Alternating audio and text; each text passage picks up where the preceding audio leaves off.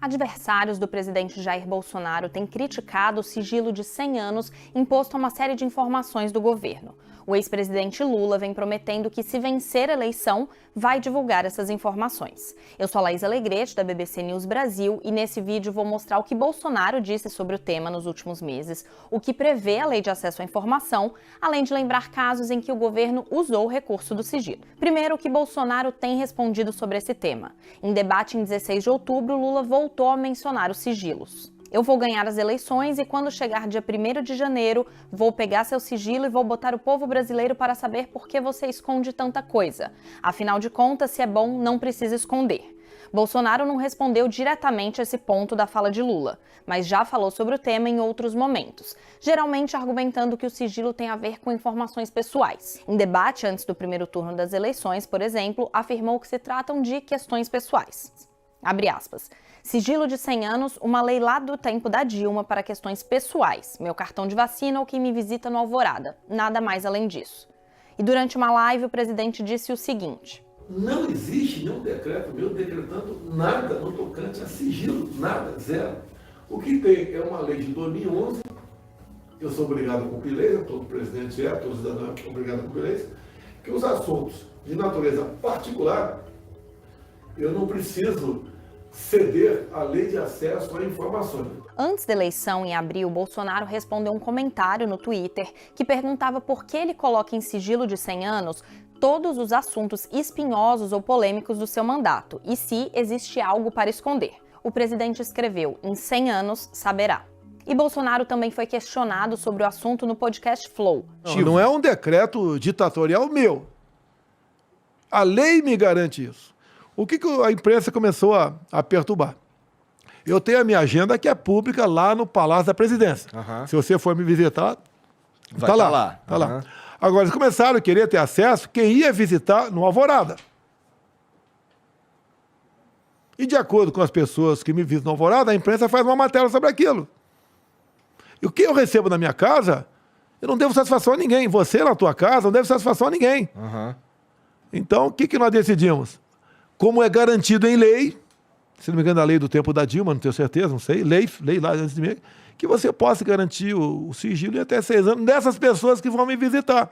Mas que lei é essa a que Bolsonaro se refere? A concessão de um sigilo de no máximo 100 anos está prevista na Lei de Acesso à Informação. Essa lei permite que jornalistas ou qualquer cidadão peçam acesso a informações do governo, e não só do executivo, mas também legislativo e judiciário, e nos âmbitos federal, estadual e municipal. A Lei de Acesso à Informação foi vista na época como um avanço na transparência, inclusive porque buscava acabar com o sigilo eterno de documentos oficiais. O sigilo eterno, aliás, estava previsto em um ato assinado por Fernando Henrique Cardoso, que anos depois disse que assinou no último dia do mandato, sem ter conhecimento da questão, e defendeu o fim do sigilo eterno. A Lei de Acesso à Informação foi sancionada pela então presidente Dilma Rousseff em 2011.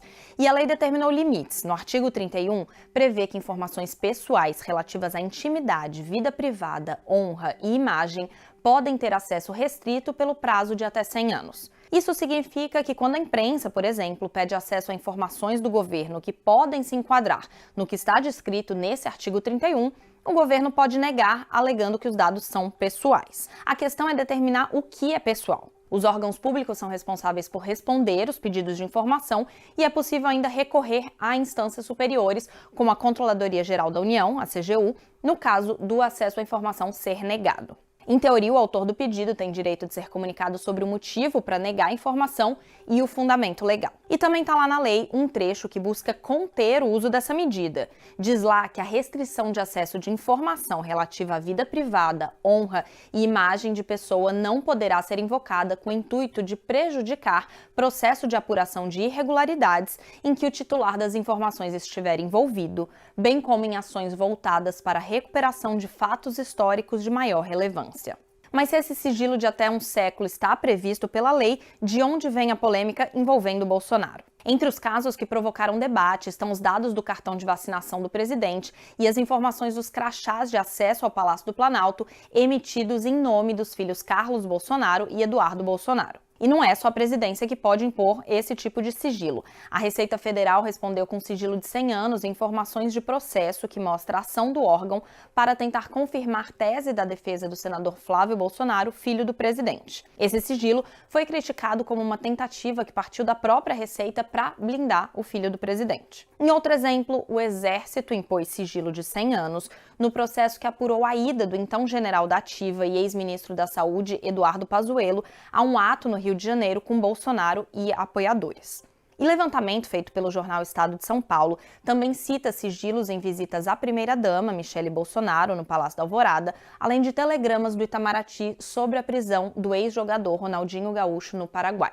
E também existem casos em que o governo tentou manter informação secreta e depois mudou de ideia, como os dados sobre visitas ao Palácio do Planalto de pastores suspeitos de favorecer a liberação de verbas do Ministério da Educação para prefeitos aliados. Em maio de 2022, reportagem do jornal Estado de São Paulo mostrou que de janeiro de 2019 a dezembro de 2021, 1 a cada 4 pedidos de informação rejeitados tiveram como justificativo o sigilo da informação. A taxa é 2 vezes maior que a registrada na gestão de Dilma Rousseff. Sim, não é a primeira vez que os sigilos são decretados. Um caso de sigilo de 100 anos no governo Dilma ocorreu em 2016, ano do impeachment, depois de o então juiz Sérgio Moro ter autorizado a divulgação de gravações em que Dilma e Lula tratam da nomeação do petista para a Casa Civil. A Casa Civil decidiu manter em sigilo os e-mails que o servidor Jorge Rodrigo Messias, mencionado no diálogo, recebeu ou enviou naquele contexto após um pedido do jornal O Globo para acessar esse conteúdo. E o que dizem especialistas sobre tudo isso? Eu conversei com o advogado Ademar Borges, professor do doutorado em Direito Constitucional no IDP, e ele considera que há uma expansão descontrolada da aplicação do sigilo. Ele diz que o sigilo de 100 anos virou um escudo para a proteção pessoal do presidente, da sua família e dos seus correligionários, e considera que há desprezo em relação à Lei de Acesso à Informação e aos seus requisitos. O que ele está colocando sob sigilo é simplesmente tudo que pode lhe trazer algum tipo de responsabilização ou de prestação de contas, né? É o contrário do objetivo da Lei de Acesso à Informação, que é restringir ao máximo o âmbito da decretação de sigilo. André Gonçalves, que é especialista em prestação de contas pelo setor público, diz que muito do que observamos é traço do chamado patrimonialismo. Uma cultura, segundo ela, de que sentei na cadeira e faço do jeito que eu entendo, do meu jeito. Ela complementou que observa essa postura em diversas áreas.